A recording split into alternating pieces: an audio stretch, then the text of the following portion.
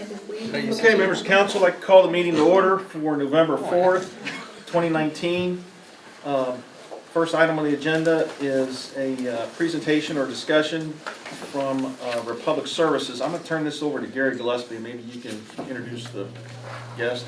Mr. Mayor, I asked John Ronman from Republic Services to come and address council about the issues that General Front Row has been having with the restrictions that our citizens have been having with collection of recyclables.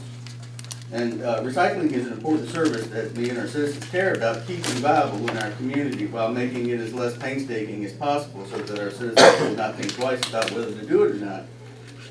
And I've had several complaints about recycling left at the curb because of plastic caps on bottles and mailing labels left on the cardboard. So I asked John to come and address council tonight about the restrictions. So we will get everything out and nobody will be confused and we'll know what's expected of us. And Thank you, Mr. Gillespie.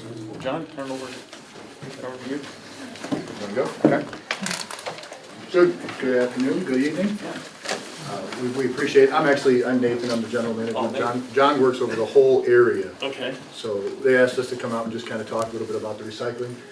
Everybody knows the last few years recycling has changed considerably, right? We're gonna have our other gentleman right up here come up here. This is Charles. Charles is actually runs our recycling center in Manassas. And I'm gonna let him talk to more of the pieces, the ins and outs. But there's been a drastic change to the recycling market in the last few years, right? And it's all about commodities and where they've come from and where they've gone. Everybody's heard about the China sword. Does anybody know what that is and what that means? That's the big part where China basically cut the recycling out and said, find a different avenue for it, which has really changed the market in a lot of ways. And I hear you've had lots of different problems with different things and associated with bottle caps, which is such a small little tiny piece in the whole bucket. there's more. Yeah. Well, good. We like more. But again, we don't want anybody to stop recycling. Recycling should continue, but there are some do's and don'ts, and those do's and don'ts, I'm going to let Charles talk about them. But some basic, simple things. And I'm an ex-military guy, so I say neat, clean, and wrinkle-free. Right? It's got to be clean. Got to be clean. Perfect. Right? And with that, I'm going to turn it over. Any questions? Charles is the man. And let's start with that. Thank you for having us here. Charles Stevenson, Operation Manager for the Recycling Center in Manassas. Questions that you have, I'll take and then I'll expound on it as far as what we will not take at the Recycling Center. I'll go through. Yes, sir. Caps left on plastic bottles. That's acceptable? Here's the thing. If the caps are on them and they have been clean, empty, and dry, they can come through. Here's the thing, we will not stop taking the caps until it is completely across the board, meaning everybody that comes in is doing the same thing. But if it's clean, empty, and dry, it's okay. Labels still on the bottles. Labels, we're not asking anybody to take labels off of bottle caps and things like that. If we could get them off, that would be great. But a label on a soda bottle is not going to harm our system. And same thing with the cardboard too. I heard you talk about the Yeah. cardboard. They don't need to remove it. Cardboard is cardboard, leave it on there. As long as it's clean. Staples go without saying, I get that part, but Yep. we got the information that no tape or mailing labels to be left on. The thing about tape is, if you talk about an Amazon box and you cut it open, the tape is still adhered to the cardboard, no problem. If you got masking tape that you have exposed and the adhesive is grabbing material, we have a problem with that. Because it grabs material, grabs shirts, paper, and everything else, and contaminates that cardboard when it goes into the individual mailing system. Can you say that again now? Because I struggle, I've been throwing Amazon away because you can't rip that off. Nope, leave it Yep. fine. The Amazon tape that is still adhered to the box is not a problem. It's when you have tape that is hanging from the cardboard, it's masking tape, for example, and say you ripped it open, you cut the edge of it and ripped it open, the adhesive is now catching other material and bringing it in with the cardboard. Think So of it what are you like, supposed to do? Take a pair of scissors and cut Take the tape off. yep. Think of it like when they go to the post office, right? You gotta tape up that box and that guy runs it around 3 or 4 times this way and back this way and that way. That's where it becomes a problem with it. The tape catches everything, contaminates it. were told the labels on milk cartons, so I'm thinking that's okay as well. That is correct. Okay. Metal cans, paper off the metal, No, that's fine. just leave the That's paper fine. on. Here's what happens now. Just make sure it's washed out, correct? Correct. As long as that's clean. When we talk about the size of the paper that's on the green beans, it's not gonna harm the system. When we crush that, most of that falls off anyway, and we QC it out. We're trying to get away from having a QC, but until everybody takes labels off, and we're not asking that right now, then we will accept it. Do you have any lobby efforts that you get a pizza box? I've been throwing those away because they're contaminated. Correct. A lot of these labels, a lot of them you can peel, but a lot of them you can't just, I'll take my orange juice container. You can peel that label off, but when you get to that little green tab where it keeps it sealed on the top, I've been throwing the top away because you said you try to peel that green paper off, you can't do it. That little piece is fine, sir. Yeah, so don't even worry about it. That does not harm If it us. seems too difficult, really, it's not gonna make that much difference. We want to keep it simple. I mean, the idea is we want to encourage recycling. We don't want anybody to stop doing it. So we're just trying to focus in on like paper, cardboard cans, your bottles. The main thing is your clean and dry areas, but the caps, we just don't want somebody to have a half-drink soda bottle, leave the cap on and throw it away, or recycle it, I mean. We So, have different flyers that we could help and kind of get out to you guys if you'd like it. Maybe something to mail or. Have you guys been to our website? And what we're talking about here tonight, and what we were given. Our website is accurate to date. If you go to our website in republicservices.com and ask what to throw and what not to throw into recycling, it'll give you exactly what we expect from you.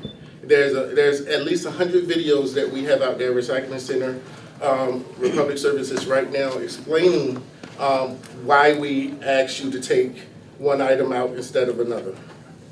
You know, to include things like leaving material in the milk containers or the juice bottles. Just that one container gets in with the rest of them, and when we crush it, that milk spoils over that whole bale, and that bale is put in with 28 other bales into a container, and now that whole container is rejected because of the smell. All back to the military thing. Neat, clean, and wrinkle-free. I asked earlier about lobbying processes. Are you actively lobbying to get the change in labels or some of these packaging, the way they package? So that's being brought all the way up, that as a whole, everybody's looking at it going, hey, whoever creates this should be responsible for it, right? And that's a whole different book that's going there. But yes, we are. We actually meet once a month at the COGS meeting in DC that we discuss recycling, once a quarter, sorry. Lots of changing. The biggest one being glass is another big piece to it. I don't know if you guys have seen the different counties and what they've done and what's going on with glass. Glass is a tough one. Any other questions? Joe? Good? I encourage you all just to take a few minutes and go to the website. We update it as things change for us, not only at the recycling center, but as we engage in new contracts and things that we have agreed upon as a whole in Northern Virginia. We will update that website so that it is unified across the board. Everybody understands that this is what we're doing as a company instead of just a recycling center. Just have one more. A lot of people set their recycling out, and especially cardboard. Does it matter if it's wet, damp? So we'd rather not have it wet? Yeah. Yeah. Wet cardboard becomes less of a commodity. The wet gives us trouble. Wet cardboard makes it heavier. We have what's called screens that screens out the cardboard. That wet cardboard gets in between two shafts and jams it up. It causes us stoppage, and then that's labor that has to go in and clean it. And that labor cost somehow finds its way back out to the street. And no plastic bags, period. Plastic bags are very damaging to all of our equipment, which causes major shutdowns. So a mixture of polycarbonates and polyurethane or whatever doesn't make any difference? But if anything 1 through 7 we're still taking. However, when you get into your polys, that's when it's very important to be clean and dry. When you get to your yogurts and all of your little containers, your food containers, we still would take them. However, those same contamination problems we have, we found when they come in and they're not clean. And we have to take those extra steps to pull those materials out of the material once they get to the bale section. Great. Okay, Perfect. Thank you. thank you. Pass them around. Thanks, thank you. Yes, sir. So much good information.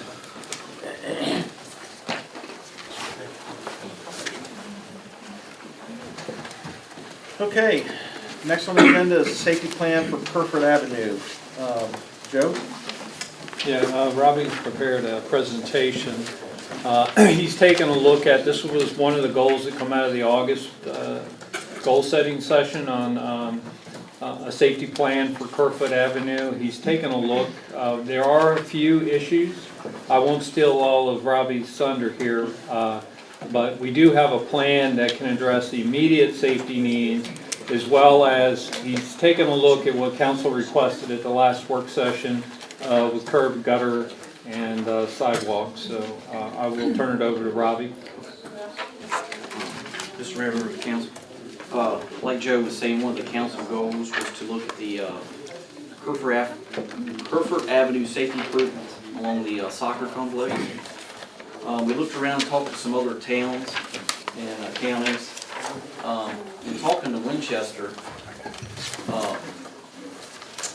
we got looking into raised crosswalks. They got some over by Hanley High School and Jim Burnett Park and some other areas, and they love them. They're going to put some more in. The big difference between the speed bump and the crosswalks, it's 10 foot wide, so it's more gradual. You know, it's a lot safer on the vehicles. Plus, that way it's also a crosswalk, so for everybody crossing the street, almost two purposes in one. This kind of just gives you a breakdown. To install 2 on Kerford Avenue, and there's a map here in a little bit to show you where at the 2 entrances. But to install both the crosswalks with the handicap ramps and everything, you're looking at $87.50, for both of them. That's materials and to put everything in. The other thing we looked at was putting a 4-way stop sign at Salem and Kerford Avenue. When you turn onto Kerford Avenue at the bottom there, off of Lou Ring Chrysler, there's no stop signs on Kerford, clean around to Main Street. So it's all just wide open. So at least if you stop them there at Salem, they would have to take back off going down through that way. And that adds the price of the sign then for the 4-way up like $417.75. This is kind of gives you a breakdown of what it would take for us to install them. We would have to do one at a time because of the buses and the traffic getting in and out, because we'd have to shut it overnight. So we'd have to shut it on each side so people could get to the townhouses and the buses could still get up and down the street. We did talk to Aaron Mitchell with the school transportation. He said we need to do that. That wouldn't be a problem. They would work with us. Here's a map that kind of shows you the 2 longer marks, or the 2 crosswalks. That's one at each of the entrances that they currently have there with the wooden steps at the soccerplex now. And then it shows you the 4-way stop sign down here at Salem Avenue as well on the side of the picture. What's the distance between the two crosswalks? I'm not sure, to be honest with you. Okay. I'm not sure. I can tell you for where the parking begins to stop, it's 1,400 feet down through there. Between the 2 crosswalks? No, from where the parking is from one end to the other is 1,400 feet. I can get that though, but no, I didn't get that, to be honest with you. No, but you're putting the crosswalks really where the entrances are. Yeah, not well- necessarily in space. If you look, we had to shift them just a tiny bit because just sure enough, both the entrances line up with somebody's driveway. Oh, right. So we had to offset it enough it wouldn't be in the middle of the driveway. So our thought is you could put your crosswalk in. Of course, your one side has sidewalk where the townhouses are. When you come off your handicap ramp for now, you could put an asphalt path over to the top of the steps on each side to give you, some place to walk.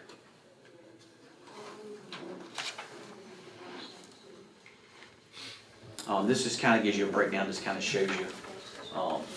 This is off the internet of the raised crosswalk. This is pictures of the one at Hanley High School. Like I said, it's a very gradual slope. Seems to work very good. I How talked to, durable is that, Robbie? that's actually stamped concrete. Okay. So it's pretty good. Our recommendation was gonna do ours all in concrete. So you can make it last longer. Instead of putting asphalt ramps, just do the whole thing, concrete. They just, Snow plows, get over it, no problem. well, that's why we want to do concrete, less joints, you know, for it to catch in. And as gradual as it is, I think with it being pretty smooth, you'd be okay. And then what we were gonna do is just thermo the top of the crosswalk. Gary, this be, you know, what you were talking about earlier, solution. Yeah, that was our downfall before, was cause complaints about snow plows, and we asked how come you can't put rubber tips on the end of it? They said the only issue with theirs, and if you can't see this picture, they actually had drains, because there's not a spill curve on the end. And so for them, they said it was the only issues they had, as far as, you know, the crosswalk itself is amazing. Somebody had asked last time about sidewalk and curb and gutter on the other side. Like I said, it's 1,400 feet, that kind of just gives you a breakdown. Yeah, and there, the other thing is, we looked at narrowing the lanes to try to get enough room, but when you lay it off, the fence is in the way, the poles are in the way. There's 9 utility poles, and it's not just Town Electric, it is Rappahannock Electric, is my understanding as well, on those poles. And it would put you pretty close to all those trees. If we did the West Bank connector, you wouldn't want to narrow it up any. Because it's, you know, I mean, it's not that wide now, so yeah, you can't take much, no sir. Doing it this way, when we laid it out, we were about 4 foot short, the way it is now, without moving the poles and the fence and that stuff. And like I said here, it kind of just shows you some, you know, and it's wide, a little bit wider, but there's like a storm culvert, which is right at the top of the ground. Like I said, fence, the trees are all down through there. But just kind of give you an idea of some of the, What's also interesting is how many tell them how many Yeah. parking spaces. there's 64 parking spaces on that side of the road, just to, yeah. It doesn't look like it to you, yeah, but yeah, there's 64. Get your Saturday morning and each one's taken. And, well, and you know, the way the road's kind of curved, you can't almost honestly see all of them at one time. But when you count them, it's 64 down through there. Chris, you're down there a lot, right? Isn't there, on the southern, I'm sorry, the northern end, the parking lot where the skate park is? Right. Isn't there additional room to expand the parking lot there? I think already a parking lot. There is a They've parking got lot. parking all down through there. I know they added another field on the far end down Oh, is there. that, maybe they So use that I field? don't know how much more parking, I'm sure they can. I mean, I think, Everything's used as a field now. Yeah, and I'll tell you, there is, when you get down there, during, during their soccer season, it's like, most of the time the parking lot's full. The little parking lot they have over by where the picnic Shelter tables, is. the shelter's at, packed, people are parking Around the over in the fence. grass, around the fence. I mean, it's packed. it's packed. It is. Every Saturday is packed. and And it's a there- safety issue. It's It a real is, safety and when issue. you're going down the road, where he was talking about the 64 parking spaces, I mean, you gotta be careful. You open your door, you get taken off. Oh, either that or a child's gonna run out between them two cars, but you can't see. So it's it's a safety hazard down through there, really. Ultimately, car shouldn't, ultimately, cars shouldn't be parked there. Yeah, but where they gonna park? Yeah. I mean, I'll tell you, it's, I agree with that. I think the biggest safety issue is the fact that cars are parking there. Yeah. And I think that Chris's point of the kids walking between the cars is the biggest danger. Because they walk between to get in one side of the car or whatever, you don't see them. If there was a way that those cars could park somewhere else, it would be much safer up there. yeah, I but agree. it's, Dozens and dozens of years parking there with Yeah. the kids, it's really, and you'd really be surprised, you dangerous. go down through there and, families will have the doors all open on the vehicles and cars just whipping by and they're all out on the road. It's just, I'm surprised that something hasn't happened yet. I think, Joe, we ought to maybe put this on for the liaison, the next liaison meeting, and then maybe even ask to, and I, talk to the county administrator, but also the Park and Recs committee. Right, but I think that one of the things that we wanted to drive home tonight is that we can do those raised crosswalks and that stop sign immediately. Yeah. That can be done now, and that will slow some of that traffic down with those raised crosswalks. It's at least a step in the right direction right now. Yeah, because if we get the okay now, for just roll call, we could go ahead and pour the concrete this year. Start working on it. Yes, sir. Soccer season's not even in, right? It just Oh, finished. it just finished up. Last weekend. Last Saturday was last, and so now will be the time to do it. Okay, Rob, that's a good presentation. What does council want to do with this? And I'm not so worried about people crossing the street as much as the speed bumps would help slow down traffic. I do think they wrap that corner right through there. I'll be honest with you, I hardly ever see anybody crossing the streets Yeah. over to the other side. I really don't. They're all over on that side. That's true. I do see as a soccer mom, people parking more and more on the side of the townhouse portion of the roadway, and they are crossing more because there's more and more games. That's why they've increased the field. So there will be more people crossing. People are just gonna cross that road wherever. Oh, yeah. They are. It doesn't matter. They are. Yeah, All right, they're you wanna- parked here. Process it some more, another work session, or put it on a regular meeting? I say just go ahead and do it. Yeah. I say go ahead and. Gary? Rob and Joe, did you get a chance to research the cost of the radar signs? No, but I will get on that because I want to put one in, or I want to recommend putting one in when you come across the double bridges. I think that's imperative. I mean, me and Bill talked about that before as one of the other safety measures. So yeah, we can easily put that in there. I don't think it's like $500. I'm not 100% sure. I haven't had, but I will follow up on that tomorrow morning. Okay, thank you. Bobby, one other question. Did you ever take a look at Kerfoot and Luray Avenue? Have you ever tried to come off Luray onto Kaiser there as it goes out? We really need a four-way stop there because when they come off that hill there, they don't You slow mean come down. down to make the left, or They straight don't- through? They don't slow down, they just. But there's a natural deterrent. You don't need Yeah, to- you don't want to drag your car. You wanna, I hit that the wrong way a couple yeah, times. I don't really think we need Hit that to thing get when I a was four-way there. 17. There used to be a sign there, and we took it out due to the fact that in the winter, it's more of a danger than sliding down the hillside. I'm fine with the. Okay, Joe, just put on Bumps are the, the crosswalks. Yeah. put on the regular meeting. No, there's no approval. We handle this under normal maintenance. You know, the biggest thing was, we just wanted to make sure council didn't have a problem with the raised crosswalk. It's kind of like a speed bump, but it's not a speed bump, and we know that that's always been somewhat of a contention. So before I pulled the trigger, I just wanted to make sure council was good with it. Okay, You said it's gonna be all concrete, so will it still look nice? Yeah, we'll smooth it and it'll have thermo for the crosswalk on top. What was? Like at the intersections with the lines and the slashes, you know what I mean? That's a, Showing it's a Come on, crosswalk. Jake, Thurman. that's a poly tape they put down. You have to heat it. Duct lay tape, it Like in. the one on the bridge that? No, we didn't do that. Okay. We didn't do These that. crosswalks are leaving, speed bumps. We're going to do a raised crosswalk, speed bump. okay, everybody good? Yes. Thank you, It's Rob. gotta be Thank put you, in Rob. before Yeah. this takes Yes, effect. good If job. not, you got time. Okay, next on the agenda is a review of the blighted structures. Mr. Gillespie, I think you asked for this to be put on as well. Just wanted to get a new discussion on it. Yes, sir. Thank you, Mr. Mayor. So this has been an issue that's been going on forever since I've been on the council. And I think I might have been the deciding vote on passing the property maintenance code.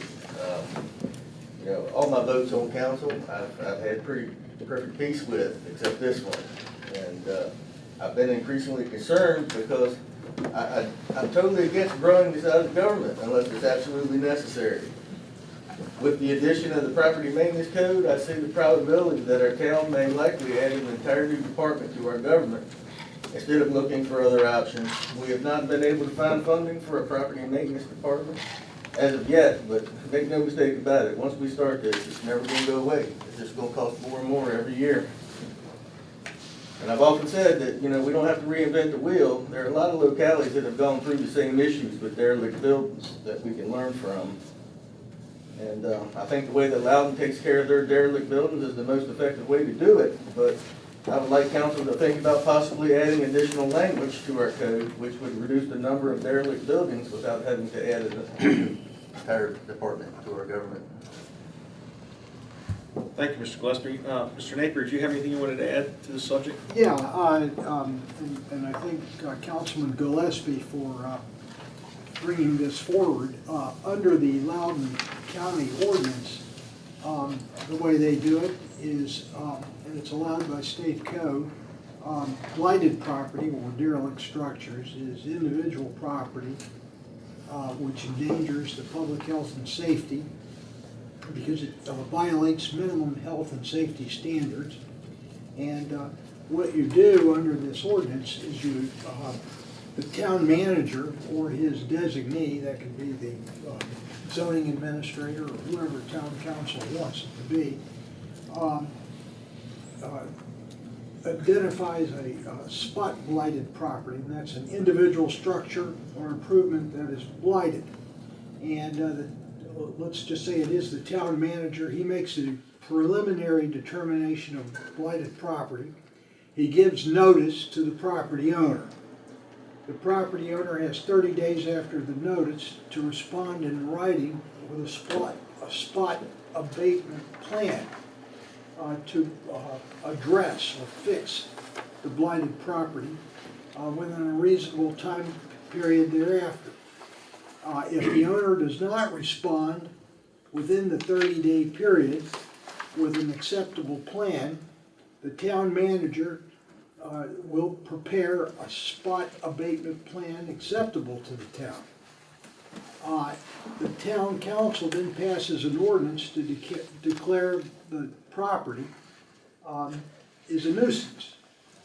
There is then a public hearing, and town council can declare this individual spot blighted property to constitute a nuisance. After the adoption of this ordinance, the town manager can cause the blighted property to be fixed or abated, raised or torn down, or even condemned. In other words, the town can buy it and either fix it up or tear it down in accordance with the spot blight abatement plan. And then any costs incurred by the town for the removal or abatement will be a lien on the blighted property, and it's treated as a tax lien. And if the owner of the property doesn't pay the lien off, the property can be sold to satisfy the lien. So what you do is you just identify individual properties and you deal with it on a case-by-case basis, that way. Okay, what's the downside? Do you have a I'd say that there's not as much of a downside as it would be any other way that I can really tell, because other than having to deal with the individual property, ultimately the property owner either pays for it or then the town has to sell the property as a tax lien. So it's treated just like unpaid property taxes.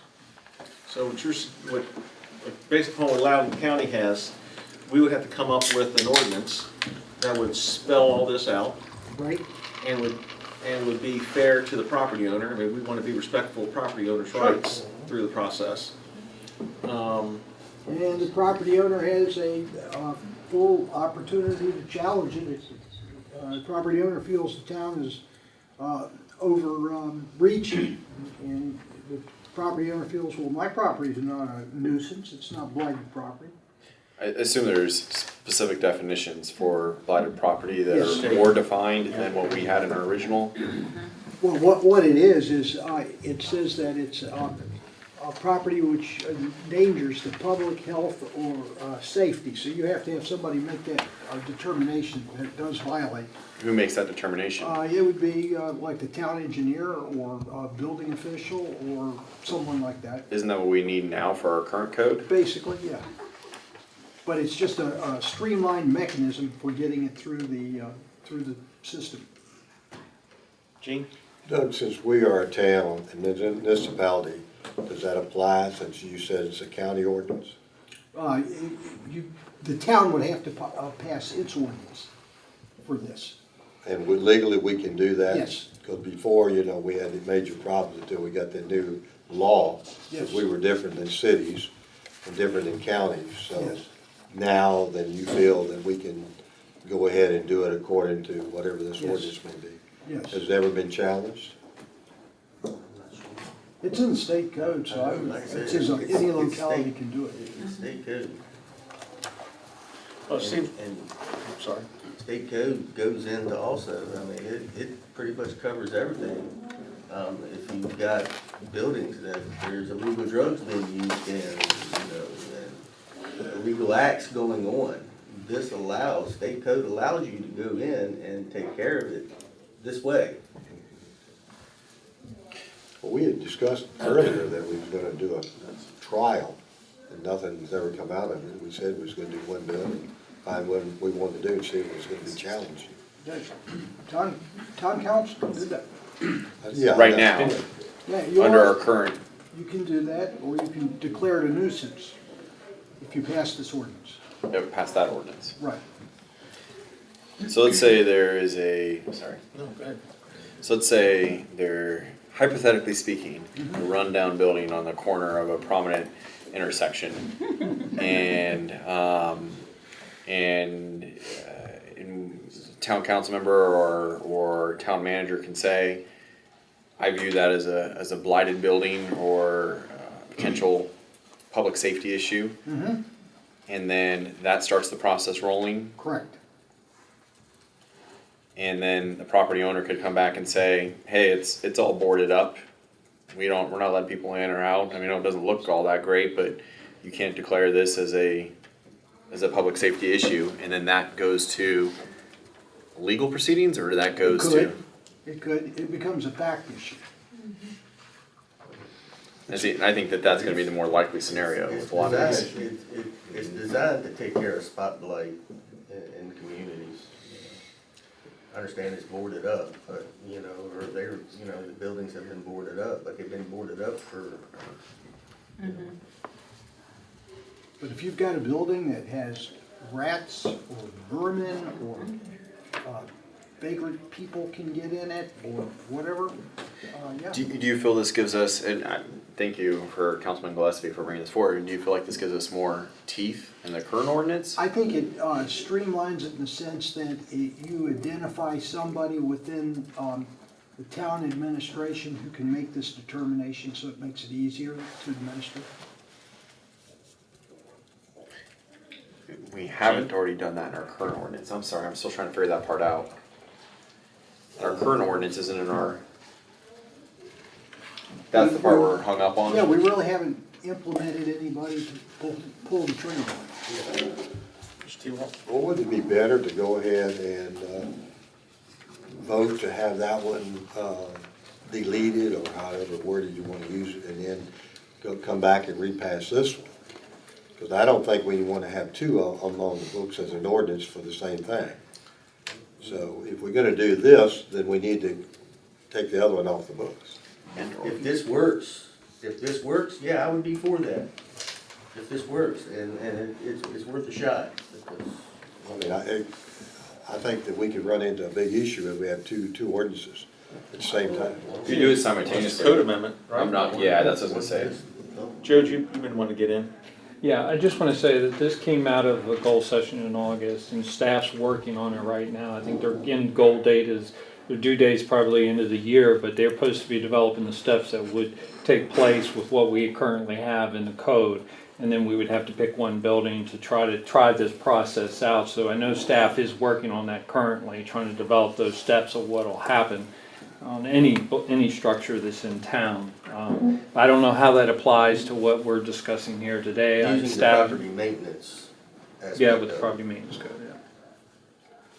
Well, it looks to me like if this would be more simple and it's already been done in Loudoun County, then it looks to me like that would be the way to go, because this already been tried somewhere in court. If they hadn't, I'd be very shocked. And if this would save us a lot of time and something that I've been trying to get done for years, then I'd say let's do this one and possibly nullify the other one, if this one will work. I don't know. I don't know what the best situation. Loudoun County has no property maintenance code either. Yeah, right. It's all done this way. Would it make sense, since we already have staff looking into this, and who's, do you know off the top of your head, you got the list there, Gary, who's the lead on staff? Is it Jeremy? And then who's the champion from council? It was me and Latasha were the champions on. So would it make sense then, you guys have an internal committee meeting, pull in Doug, and then figure out what the code needs to say, how it needs to be amended, and then we can get it on another work session to review the code change, and let's get it started. Is that, Bill? It always comes down to the dollars though. You know, we passed one, I see Jake over there grinning. But it always comes down to, let's say we have one litigation, we choose one. What's that do to your budget? As long as internal and legal department can handle it, I mean, you know, that, and I have full confidence in Doug and George, that, you know, they should be able, I think the hinging point to me, looking at it all, is making sure you have the right person to designate that structure is unsafe, and that if there, any challenge is gonna be their opinion or that, so I think that's where you have to build your case on. But right now, we have to depend on the county group to declare a building safe or unsafe, because we haven't implemented the other fully. We've never put the dollars forth. Well, I think we raised these concerns to this committee. Let's raise those concerns to the committee and let them evaluate it and see what they can address. Gary? I was just gonna say, I think we got 40,000 left. And $40,000 is not gonna touch getting the property maintenance going when it's all said and done. I mean, this is literally gonna be a whole new department, and I know I'm waiting for the presentation, but it's gonna cost more and more every year. Well, I'm gonna be devil's advocate, because we can always redesignate dollars out of the budget to put into this program if we feel it's that necessary. Because I'm tired of hearing about 40,000 as long as we got budgeted. You know, if we're gonna do this, let's do it in a proper manner. Designate the right number of dollars. Okay. Well, this doesn't address the property Yeah, maintenance. it's two separate issues. That's two separate items. This is dilapidated buildings only. The property maintenance code is a bigger animal than this could be. So, yeah, I'm in favor of doing something. Try it out, at least make an experimental on it. That's why we mentioned before. And if this one is better responding to what we need than what we have, then I think we need to replace it with this and go on with the idea of getting the dilapidated buildings removed. And we've got about 13 or more that we know that would fall into that category. Okay, so is everyone good with having the blighted building committee come up with a proposal and bring it to a work session? Great. Thanks, Gary. Thanks, Doug. Okay, next on the agenda is UFAC term expires. I've heard from, is Mr. Beams here? Yeah. I heard from Carrie Halls, and he's happy to continue to serve. I received an email from Mr. Beams, and he noted he would be calling you to let me know if he wants to continue to serve, but I haven't heard from him. So I'm actually very surprised, because he's usually so prompt. So I guess we're going to advertise. We're good with that? Yeah. So advertise. Sounds good.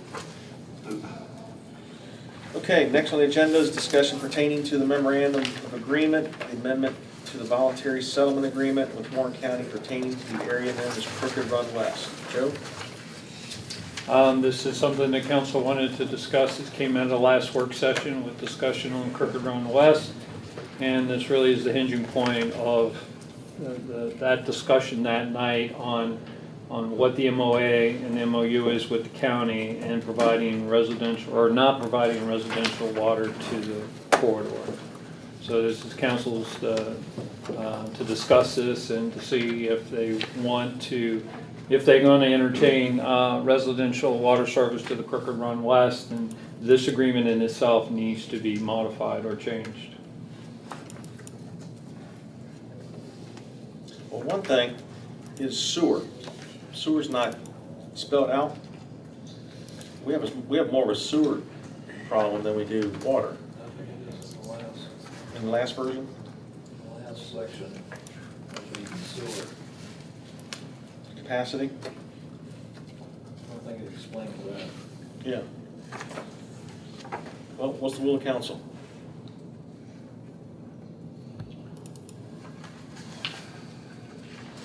Well, I've said all along, I think we need to leave it alone. And, because the county hasn't even brought it forward, whether or not they even want it. And, I think if you entertain it, I think we're just going too fast on it, to the fact that if the county doesn't approve it, then it's a dead issue. Okay, so you want the county to approve a residential project No. before? No, they gotta prove whether they're gonna change the zoning to start. Well, they just said to change the zoning. If they're not gonna get water. Right. Truthfully, I don't think we can, again, I've stated in the past, I'll say it again, I don't think we can furnish enough water out there under the present conditions due to the fact that right now, we're almost into a restricted water usage at this point of the year. 2 years ago, in December, we were restricting water usage because we didn't get any rain during the fall period. So are we gonna keep what we got for our own customers in Front Royal who's paid for the infrastructure and all of it? Or are we gonna stretch it out, and when you open the doors to one, you're gonna open the doors to everybody that wants to build a residential area out in that area, wherever there's water, right? It's a good argument. I see your point. I mean, we've already opened up the door. No, you haven't. Oh, we have. Not Yeah, under the new we're law. supplying water all out through there. But Yeah, but we're that's in all. shadows, other areas. That was a reason for that, and I can't It's, tell you if there was a reason, but Well, there is a reason. do you cut off your Aren't they- nose to spite your face? Aren't they paying Are you? They're for paying some of other double. infrastructure through the pilot fees? They're paying double rates, right? Mhm. That's intended to pay for some of the infrastructure as well? Oh, yeah, It's some of probably it. worse than what we're paying. But the point is, you know, when you get to the point where you gotta rebuild a new water plant expansion, you're looking at 30 million. Same with the sewer, you're looking at 50 million, Right, maybe more. but they're paying it in double fees, right? The Well, young lady that they came are, last some of them week are. who said that she had an $800 bill because of that? But she was watering her lawn, it's gonna go up when you water your lawn. I'm not disagreeing, I'm saying that there's additional monies coming in to cover the expansion of that, right? Or the repairs of the water plant treatment. It's not gonna be close to pay for the cost. Guys, I've been through it so many times, and nobody seems to think a few $1,000s, $10,000 here, and you got a $30 million loan to rebuild a water plant, 50 million for sewer, that's nickels. But who pays It's for it? nothing. Who pays Well, for the it? customer's gonna pay for it, you're gonna pay for it to your water bill.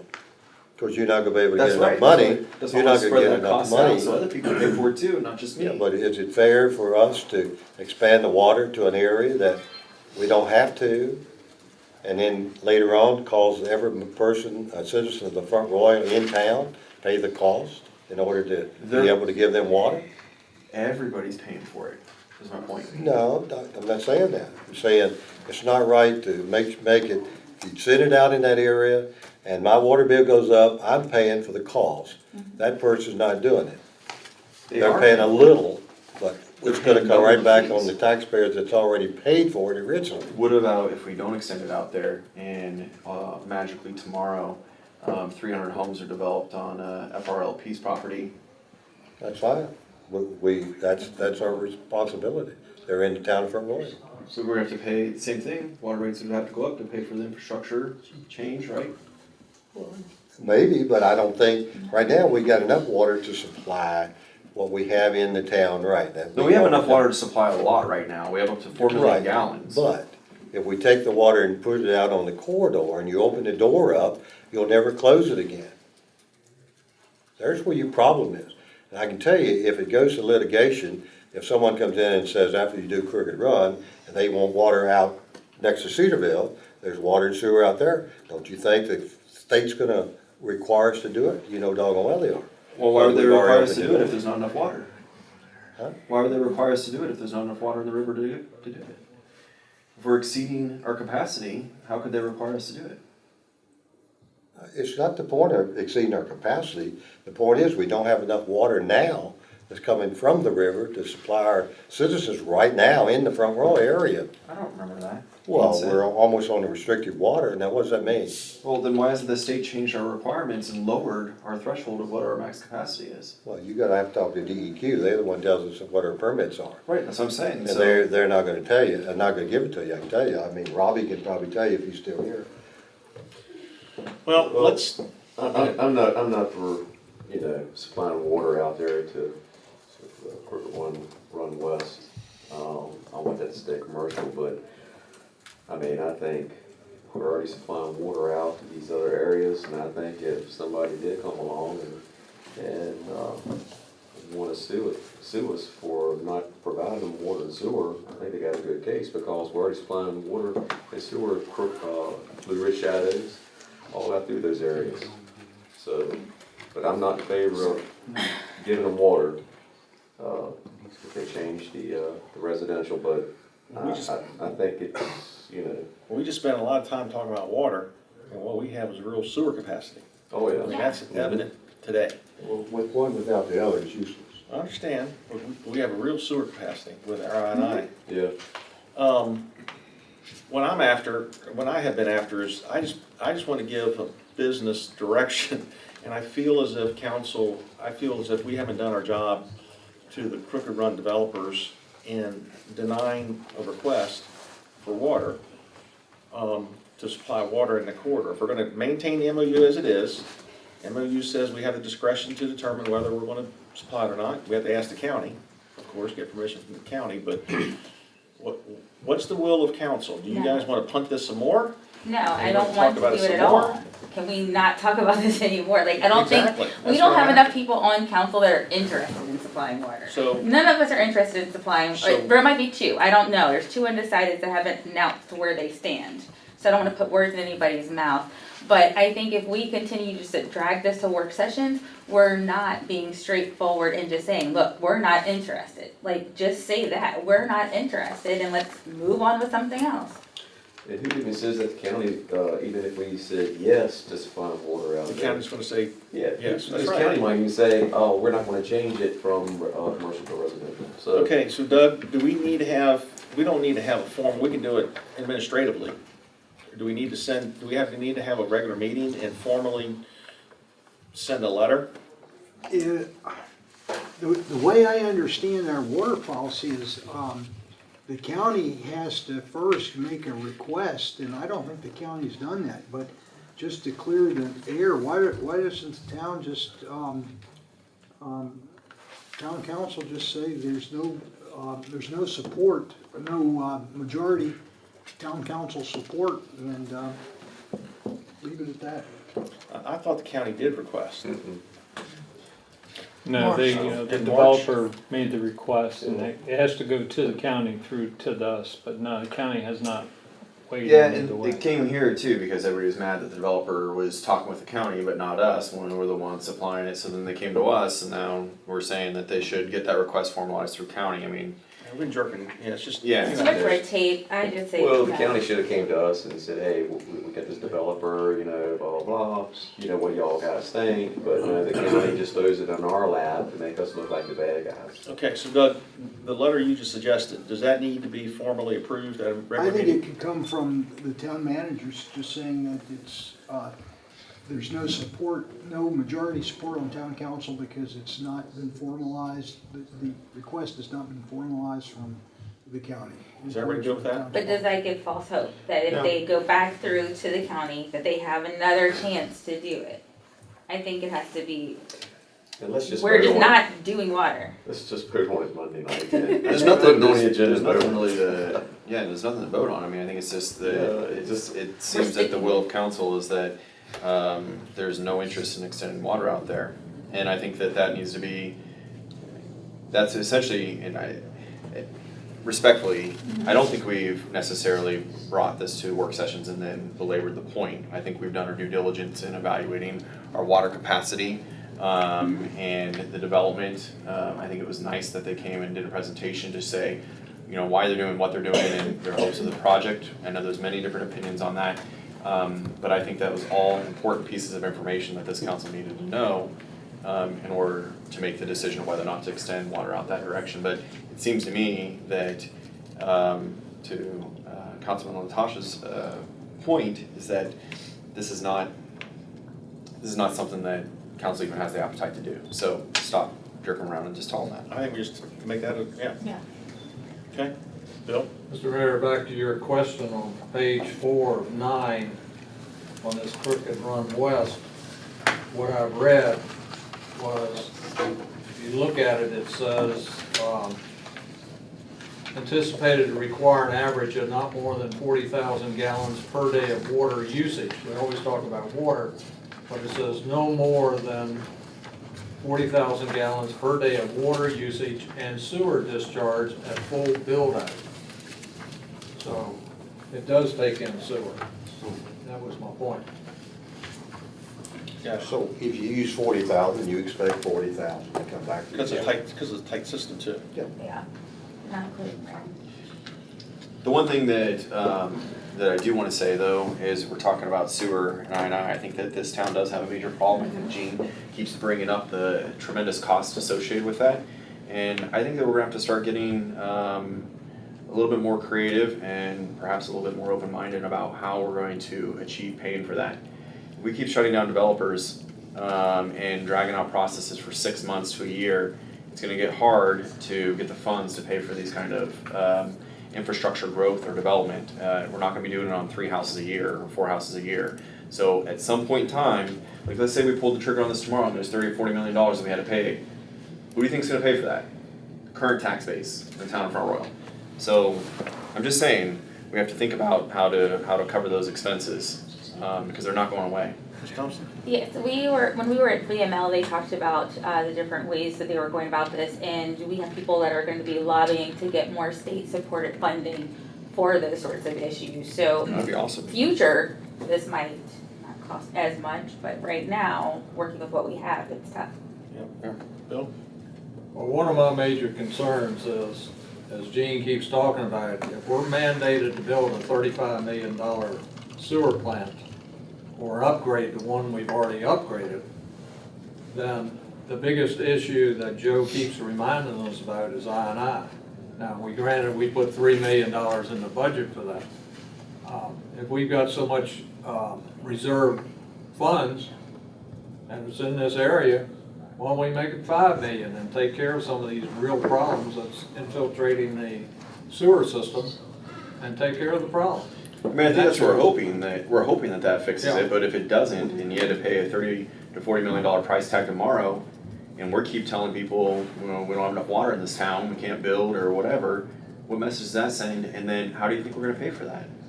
That's my point. Yeah, I think staff is, the $3 million is engineer it, study it. So that's the first step. Joe, do you want to add something? Yeah, we're spending $3 million this year, and what we're gonna actually be able to do this summer is do some flow testing. And that's really gonna tell what our money's buying. One of the things that we have to keep in mind, and one of the things that's gonna be on the radar at this next budget cycle, is phase 2. Unfortunately, I think we rolled back the first expansion of the wastewater treatment plant to a level that we didn't address everything. And so phase 2, we brought to y'all probably maybe 6 months ago and told you about this $21 million price tag. But what I've got staff working on is trying to narrow that down a little bit to what we're really addressing on I&I issues is that inflow and infiltration of that over 12 million gallons a day. So what we're looking at is possible putting in another lagoon or another basin that can store this instead of bypassing the plant, which puts us on the radar of DEQ. I think we can accomplish that for less than 21 million. I think we can probably do it. I don't even want to say right now, but I think that's something that needs to be addressed because it's not an end all, but it will keep us off the radar while we still put money. I think we're putting quite a bit into our I&I right now, as much as we can responsibly, but we really won't know until we do our flow testing this summer to see what our money's buying us, because we have identified the basins There's 3 basins we're working at, we're cammering, and our oldest sections where we're looking at, and we're doing relining this year, we're doing open cut. So I mean, we're really making a conscious effort, but we will not know what that impact is until the summer, until we do some flow testing. But also, aren't we going to be mandated in the first of the year by the DEQ with a new consent order, correct? Right, we are currently under a consent order for the past 10 years. And to their credit, they're saying that's too long. So they are rewriting the consent order due to our bypasses of what our I&I has brought to us. So we are currently negotiating with DEQ right now. They are going to rewrite a new consent order, and there are going to be some stipulations of what we have to do, testing and wise, and they're focused also on the 3 major basins that we have a problem with. So worst case is they can mandate no more sewer connections. I don't think we're at that point of an emergency at this point, but that is something they have in their back pocket they could do. Okay, thanks for that. So we decided, correct me if I'm wrong, we're gonna put this on the next regular meeting, right? And then what y'all decided, we want an actual vote to say we're not in a position to supply water in the corridor? Is that correct? Is that what we I thought our I thought we were right. I thought I write a heard. letter. I thought we could write a letter for the judge, because these are, I think it'd be good to vote.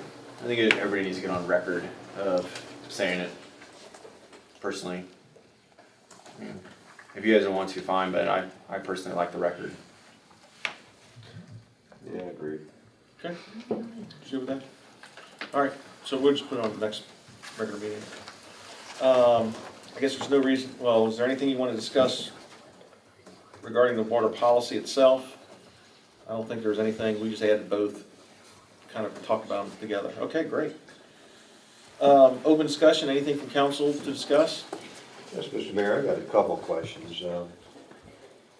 First thing, have we advertised for a new manager yet? No, sir, no, I don't think so. Joe, we're gonna talk about that in Now we're executive going to talk session. about it closed tonight. Okay, and now, the second thing is, and no offense to you, No, but no, I want somebody to explain to me why we approve a contractual agreement with our new manager or interim manager with an unnamed LLC that we're gonna be paying. How in the world can the town do something of that magnitude? I don't know. And not only that, Yes. not only that, why didn't I get a copy of it before we voted on it? Now, I don't know if the rest of you got a copy of what was written. Of the town manager agreement? Yeah, That was in our closed session. I never got a copy of it. You spoke about it, but I never got any copies. There was copies on the table. I never saw them. I never seen one. Nobody said anything. They had a copy, so I didn't get one. I saw them there. Because we referenced different paragraphs You within the saw it. copies of. I just like the for somebody to answer to me the LLC I think issue. he asked you if you wanted one. Can you No, say they that? didn't. No, it's not. Well, there were copies on the table. I saw that Okay. you had made public statements of that, but there were copies on the table. It was also emailed out to us. I had an It wasn't email emailed to from me. you. I can show you my And then email. during our conversations, we referenced particular paragraphs and concerns in there, and I referenced particular paragraphs when we were talking about compensation in that agreement itself. I know that. The next day I had to come to town hall and I got a copy from. You didn't have to, because we had it right there. I didn't You see were right it, on the nobody table. mentioned it. Okay, if you say you did, I agree with it. I'm not arguing that point. I wanna know why we're doing an LLC, that we're paying to an LLC and not directly as the employee. Why did? Because you think it one way is illegal? Well, it looks illegal. It just Why? reminds me of the EDA thing. We got an EDA, we had. Doug, is it Oh illegal? my God. Well, I'm serious. That's out of order. We Come on, I just wanna know, need- That's ridiculous. Is it? You said in So, closed session, we need when we were talking transparency. about town manager, and who wanted to be town manager? I asked you if I could be, I agree. There you go. That's not the There point. you And go. that's illegal, because you're a That's councilman. illegal, you're a councilman. And We I said, knew- what if you were to win mayor? And what did you say? Let's You have some stepped order. down as mayor. Well, Mr. Mayor, Hey, what I wanna do. I can't be part of these conversations, Gene, so I'm Well, gonna then, let Gene. Mr. Vice Mayor, Yeah. all I wanna do is we need to have transparency. People have asked me, at least 10 people, what is this LLC? Why are we doing it under that capacity? Well, let's Okay. ask the question. I don't know. All right, let's look at it this way. Before I signed that agreement, I asked that very question of our lawyer. Okay. and he didn't have an issue with it. I highlighted that, I made sure. I'd like to turn it to our town attorney and let him give his opinion on what, because I asked you about it before I signed that. Okay, first of all, I don't give any advice regarding tax or business matters. Mr. Tederick asked if I could put a provision in the contract for that. I did, but I also put a provision in there that if he transfers his rights to the LLC, that does not change anything. If you read the contract, it does not absolve anything of his personal responsibility to the town or to town council. His rights and responsibilities to the town and to town council remain exactly the same as if that provision was not in there. So, no, it is not illegal. Does it change anything with respect to the town or town council? It does not. What tax implications that has for him, I don't know. I don't advise him on that. But we can't get the name of the LLC, that's all I'm asking. Well, it's a matter of public record, an LLC. That's what a state corporation is. But are we currently set up to pay 1099? I don't know. I don't give tax advice. How? Are we cutting the check Bill, would to? you like to ask me a question? I don't know. I'm not involved in that. Bill, you can ask me a question if you like. All right, Mr. Mayor, I'll ask you the question, what is the LLC? Well, I'm not acting in this mayor role right now, so I'll be the vendor.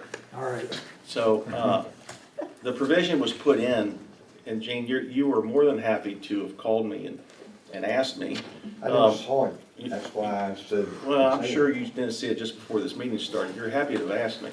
But the provision was put in for tax planning purposes as an option.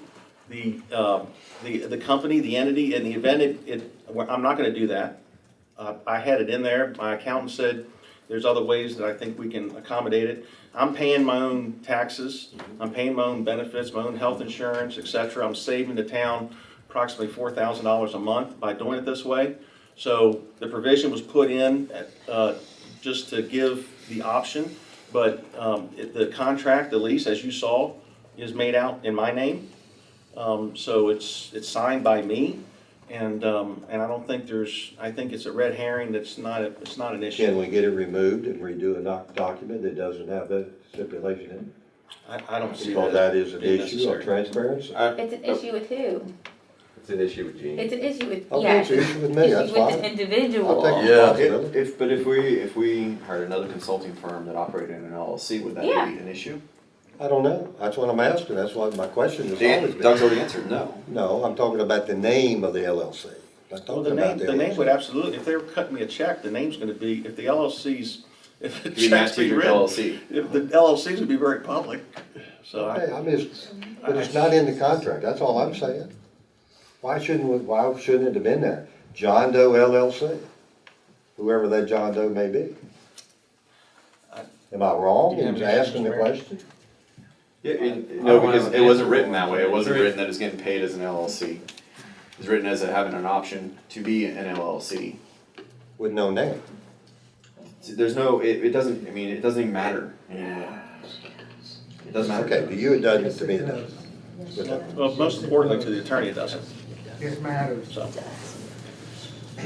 Okay, you ready to give it back? Yeah, I'll turn it back to the mayor at this point. Okay. Closed meeting personnel. We need to go into personnel. EDA issue, there's no EDA, I've been advised by Doug, there's no EDA issue to discuss. I'd entertain a motion to go into closed meeting for the personnel matter.